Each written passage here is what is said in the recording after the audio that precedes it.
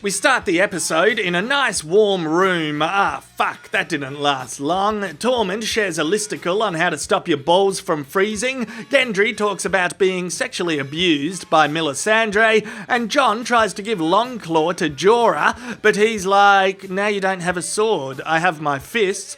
Don't be a dickhead. Seriously, it was a dodgy idea. Arya accuses Sansa of getting their dad killed. She presents her flimsy as fuck evidence. Sansa is like, oh, you have got some bloody nerve, you little judgmental, arrogant shit. Even in sub-zero weather, Tormund can still get a stiffy thinking about Brienne. Beric and Jon laugh about how they can't die, and the Hound metaphorically points to his brother. Dany misses her boyfriends and wants to go out night clubbing. Tyrion tells her she needs to start thinking about her future. The Friday work drinks turns into a big fucking argument. Meanwhile, Thoros has a go at fighting an undead flaming bear. He then says, I really loved this mission. Jon's like, these spare pricks were fucking useless. Sansa has been Littlefingered a few times in the past, and she could get Littlefingered again if she's not careful here. Thoros tells Jorah, I really loved this mission. Such a top attitude. There's a White Walker with 20 good dead men. He's probably on a mission to steal a human. Jono and the Fellowship charges in to pick a fight. There's some bloody hammer time, a flaming sword. Jorah needs to lift his game.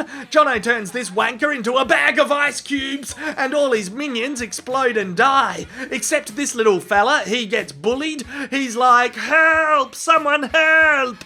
Luckily, he has the best mates. Team Jono shits their dacks and starts running away. Oh, Gendry also buggers off to call in backup.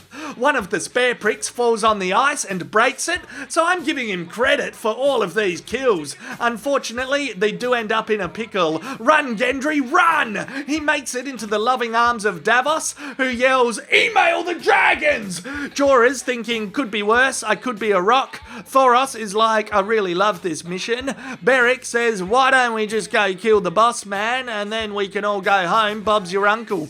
You fucking think I haven't thought of that. Back where everyone has central heating, Sansa tells Brienne to bugger off. Arya also keeps mind-fucking her to the point she's probably thinking, even getting Littlefingered isn't as bad as this bullshit. Dany has put on her winter outfit, she fires up the dragons and heads into battle. Day 53, it looks like we're about to see a shit fight. Yep, it is hammer time. Jono gets a kill, Jorah scores a point. Sonic boom, yoga flame, hiya! Superb, excellent, outstanding. Fuck me dead, where's Dany? 1001, 1002. Look out, Jono. Think of Brienne, mate. Oh, no worries, the Hound has got ya. Another spare prick bites the dust. Slow-mo face, slow-mo face, slow-mo face. Jorah does the best one. Suddenly they hear someone yell, barbecue! And the army of the dead gets roasted. This is a massive cook-up. Look at Jono, he loves it. Dany says, come with me if you want to live. Jon's like, hang on, let me show you some of my moves. He does some pretty cool moves. But then the Night's King yells, popsicle! And Viserion gets fucked on. Dragon down, dragon down. Oh no, Jono down, Jono down. And Jorah down, Jorah down. Oh no, he's good. He's alright. Yeah, nah, Jono's good too. Uncle Benjen gives him a horse and he makes it into the loving arms of Davos. Dany checks out his awesome scars and six-pack. Later on, they have a deep and meaningful chat about how they're gonna help each other out. Fuck yes, Jono and Dany, fuck yes. Finally, the Night's King does his favourite party trick, and Viserion is reborn as a frosty wanker.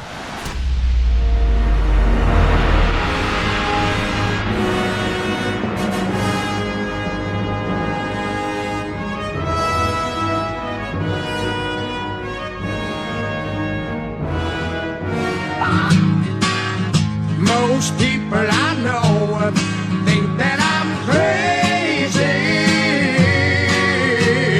Yeah, look, that mission turned out okay, considering it was a dodgy mission. This episode was a fucking roller coaster. I was a bit worried for some reason it was going to be a shit episode, but the second half was incredible. I don't know, I can't put my finger on it.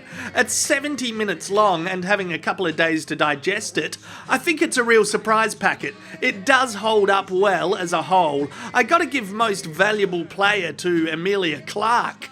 This scene between her and Jono at the end, where she's in pain as a mother due to the loss of Viserion, is fair dinkum gold. I think the reason this scene has such an emotional punch is due to the character building blocks in the previous 3 episodes. I've enjoyed all of the John and Danny scenes, and even though the pacing of this season feels lightning fast, I think the main A-grade characters are still getting enough screen time to sink their teeth into some juicy dilemmas. I'm very worried as to how things are gonna pan out between Tyrion and Danny. Although his plans have gone to shit, his intentions and instincts have been on point when you think about it.